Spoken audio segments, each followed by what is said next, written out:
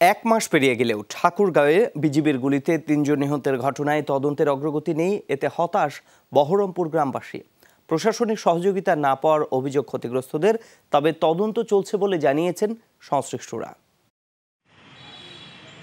ঠাকুরগাঁয়ে বিজিবির গুলিতে ৩ জন নিহতের ঘটনার এক মাস পেরিয়েছে। ক্ষতিগ্রস্ত পরিবারগুলোর অভিযোগ, এরপর বিজিবি কিংবা প্রশাসনের পক্ষ থেকে তাদের খোঁজ নেয়নি কেউ, পাননি সুচিকিৎসার জন্য আর্থিক সহযোগিতাও।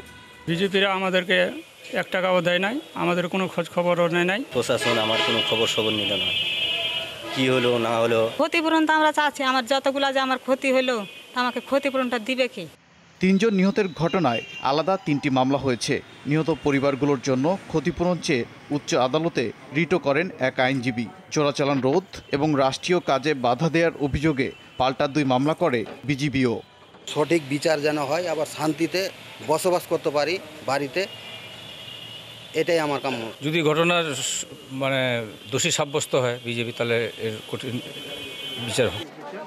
ঘটনার পর বিজিবি ও প্রশাসনের পক্ষ থেকে গঠিত হয় আলাদা 2টি তদন্ত কমিটিও। তারা বলছেন তদন্ত চলছে। সেই সময় যারা ঘটনায় আহত ছিল, হসপিটালে ছিল, তাদেরকে আমরা সেই সময় তাদের আহত হওয়ার কারণে তাদের সাক্ষ্য প্রমাণ জবানবন্দি আমরা নিতে পারিনি। সেই কারণে আবার তাদের বক্তব্য আমরা শুনতে এসেছি। এই পর্যায়ে আছে, আমাদের তদন্তটি এখনো চলমান। 12 ফেব্রুয়ারি গরু জব্দকে ঘিরে সীমান্তবর্তী বহরমপুর গ্রামবাসীর সাথে বিজিবির সংঘর্ষের এক পর্যায়ে গুলিতে নিহত হয় 3 জন, আহত হয় অন্তত 18 জন। ওবায়দুর রহমান, যমুনা নিউজ।